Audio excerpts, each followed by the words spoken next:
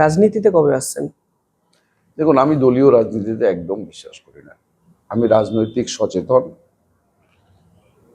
কেননা আমার বিশ্বাস আইনজীবীরা রাজনৈতিক সচেতন না হলে তারা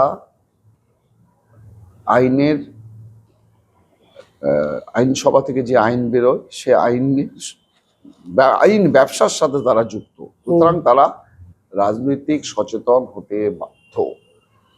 এবং আমার একটা ব্যক্তিগত পারসেপশন, আপনার রাজনৈতিক ধ্যান ধারণা হোক, বিশ্বাস হোক, তার জন্যে যে পরিস্থিতি প্রয়োজন, যে অবস্থান আপনার, সেই অবস্থানে you are not suitable for any of the prevailing political parties.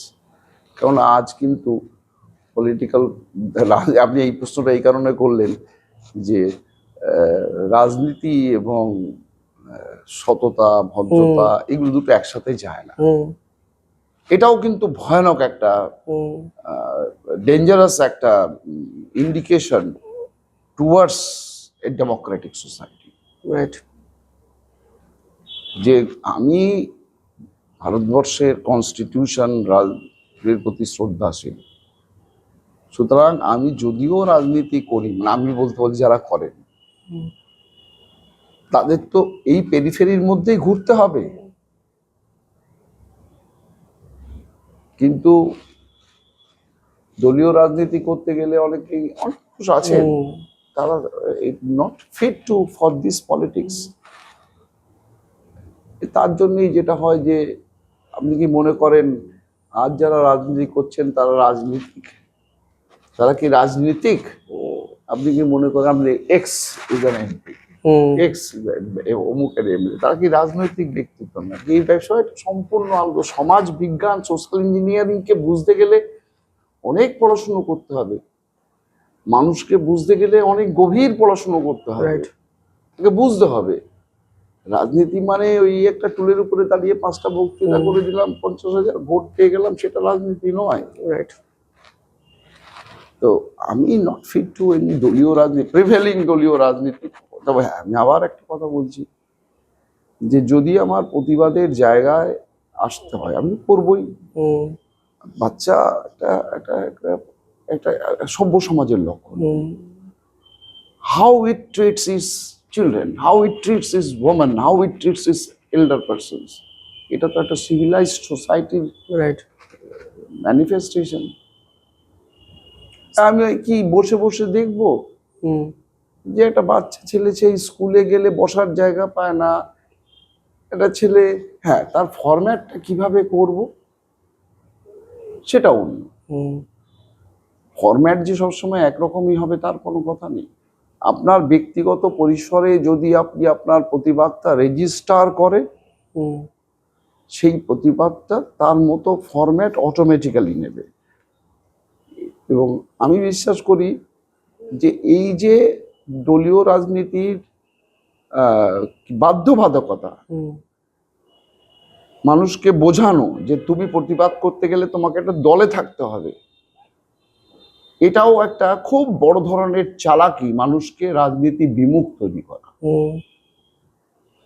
আজকে একটা ভালো ছেলে সে ফিল করছে যে না আমার চারপাশে যা হচ্ছে ঠিক হচ্ছে না, কিন্তু সে জানে আমি কোনো রাজনৈতিক দল করলে বাপরে বাপ কি সব জিনিসপত্র, সে করতে পারবে না। সে তখনই নিজেকে গুটিয়ে নেয়। আর প্রকৃতির নিয়ম অনুযায়ী সেটা তো আর ভ্যাকুয়াম থাকে না, সেটা এখন পলিউটেড এয়ার সেটাকে ফিল আপ করে। স্যার, বিচারপতি অভিজিৎ গাঙ্গুলি যখন সিটিং জাজ অবস্থায় অবসর নিয়ে রাজনীতিতে এলেন, আপনি কি চমকে গেছিলেন এই সিদ্ধান্তে? এবারে ব্যক্তিগত সিদ্ধান্ত, এটা নিয়ে আমার কিছু বলার নেই, ওটা ব্যক্তিগত সিদ্ধান্ত। তবে আমি ব্যক্তিগতভাবে দলীয় রাজনীতিতে বিশ্বাস করি না। অ্যাটলিস্ট যা প্রিভেলিং দলগুলো, রাজনৈতিক দল ভারতবর্ষে প্রিভেলিং রাজনৈতিক দল, আমি দলীয় রাজনীতিতে বিশ্বাস করি না। স্যার, 2026-এর বিধানসভা নির্বাচন 2 মাস পর যদি কোনো রাজনৈতিক দল আপনাকে প্রার্থী হওয়ার অফার করে, উত্তরটা কি হবে? উত্তর তো এটাই, I do not want to share dais with the people, those who have already been branded otherwise by the people of our country, তাদের সাথে এক মঞ্চ শেয়ার করার কোনো ইচ্ছে আমার নেই। অথচ স্যার আপনি সারা জীবন একটা সিস্টেমকে ফলো করেছেন, কিন্তু মানুষের কাজ করার জন্য একটা যে system, parliamentary democracy, that's also a system, না, সেটাকে মেনে চলতে হবে বা তার মধ্যে থেকে গিয়েই আমাকে ভালো জায়গায় পৌঁছাতে হবে, সেই বিশ্বাসটা আপনার নেই? Hopefully better choice will come. জনগণ বুঝবে, বেটার চয়েস উইল কাম, আসবেই। কেননা তার নিজের পরিজনই তো নোংরা পরিবেশকে পরিচয়, আমার নিজের কারণেই আমার রুমটাকে পরিষ্কার করতে হবে, আমার নিজের কারণেই আমার নিজের রুমটাকে পরিষ্কার করতে হবে। কেউ চেষ্টা করবে তার মধ্যে অস্থিরতা থেকে দল করে না দল করে, আমি সবসময় দল করাকেই মানে তার নিজস্ব ওই একটা কি বিখ্যাত কথা যার প্রতি আমার ভয়ানক অ্যালার্জি আছে, পলিটিক্যাল কেরিয়ার, পলিটিক্স কারণ কেরিয়ার হয় নাকি, তো সেইটা আমি মনে করি না। হয়তো কোনো কিছু করার তাগিদে অনেক সময় হয় না, শুধু আমাদের ইতিহাসও আছে যে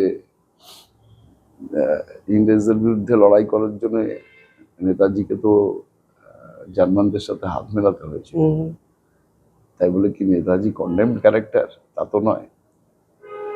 সেরকমই কোনো কৌশলগত কারণে অনেকেই অনেক রকম করে ভাবছেন। তবে আমার নিজস্ব পারসেপশন যে ভারতবর্ষের দলগুলি সম্বন্ধে, সাধারণ মানুষের দলীয় রাজনৈতিক দলগুলো সম্বন্ধে মানুষের ধারণা যে স্তরে, তাতে করে খুব মুশকিল কোনো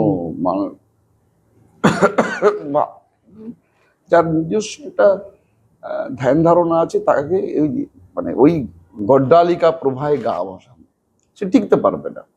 স্যার হোয়াট নেক্সট, মানে সুপ্রিম কোর্টে ফের আইনজীবী হিসাবে লড়ছেন প্রাক্তন বিচারপতি বিশ্বজিৎ বসু। হ্যাঁ, সেটা তো একটা আছেই, কারণ তার প্রধান কারণ হচ্ছে আমি মনে করি সুপ্রিম কোর্টের আইনজীবীদের ইনফ্লেটেড ফিজ, সেটা দেওয়ার ক্ষমতা আমার বাংলার গরিব মানুষের নেই। আমি চাই মানুষ আদালতমুখী হোক তার নিজের রাইট আদায় করার জন্য, আর আদালতকে এটা এনশিওর করতে হবে সে যেন অযথা হয়রানির শিকার না হয় আইনজীবীদের। কারণ আমি মনে করি আইনজীবীরা হচ্ছে the strongest column of the society, right, strongest column. Court is meant for lawyers, not for the judges, not for the litigants, not for the anyone else. তো আইনজীবীদের কিন্তু তাদের এই পরিস্থিতিতে it is a demand of our society, demand of nation, আইনজীবীদের এগিয়ে আসতে হবে। এবং বাংলার আইনজীবীদের পক্ষে তো বটেই, আমাদের কিসব আইনজীবীরা ছিল। আমি খুশি সিআর দাসের জীবন পড়ছি, ভাবা যায় আমরা কাদের উত্তরাধিকারী, ভাবা যায় আমার বাচ্চার শিশুটা ছেলেবেলায় সুকুমার রায় পড়ে বড় হচ্ছে, সে ছবি দেখছে গুপি গাইন বাঘা বাইন হীরক রাজার দেশে। হ্যাঁ, বলো তো দেখি ভারতবর্ষের কোন শিশু এই প্রিভিলেজড? তারপরে সেই শিশুটা কি, সেই শিশুটা স্কুলে গিয়ে এমন টিচার পাবে সে 2+2 4 লিখতে গিয়ে 6 লেখে। সে কেন ভিকটিম হবে এই সিস্টেমের?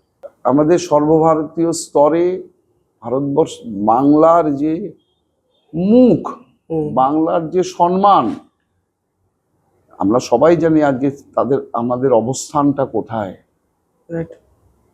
হ্যাঁ, তবে সিচুয়েশন এত গ্লুমি নয়, আমার বিশ্বাস এখনো ভালো ছেলে পেলে আছে। অভাব বলে না যে কানেকশনের, কোথাও একটা ল্যাক অফ কানেকশন, এবং এই মুহূর্তে সোসাইটির যে প্রিভেইলিং ট্রেন্ড, সেই ট্রেন্ডে তারা চাপা পড়ে যাচ্ছে। আর অ্যাকসেপ্টেবিলিটি, যেগুলো বাঙালি সমাজ কোনোদিন ভাবতে পারতো না, সেগুলো তাদের মধ্যে মানে সেটা একটা অ্যাকসেপ্টেবিলিটির জায়গায় আসছে, রোজ রোজ সে দেখে আসছে, মেনে নিচ্ছে বাধ্য, দেখতে পাচ্ছে আরে এটা তো হয়, তাহলে এটা নিয়ম, হয় স্বাভাবিক, এটাই নিয়ম, এটাই নিয়ম। কিন্তু এটা তো নিয়ম নয় ভাই, এটা তোমাকে তোমাকে তোমার ব্রেনকে প্রিএম্প্ট করছে একটা সিস্টেম। তুমি ক্ষতিগ্রস্ত যেটা হচ্ছে সেটা তোমার ওই লাইফস্টাইলটা তোমার কিন্তু মস্তিষ্ককে সে প্রিএম্প্ট করছে। এইটা আমার সার্বিক একটা ধারণা। তবে আমি খুব হোপফুল যারা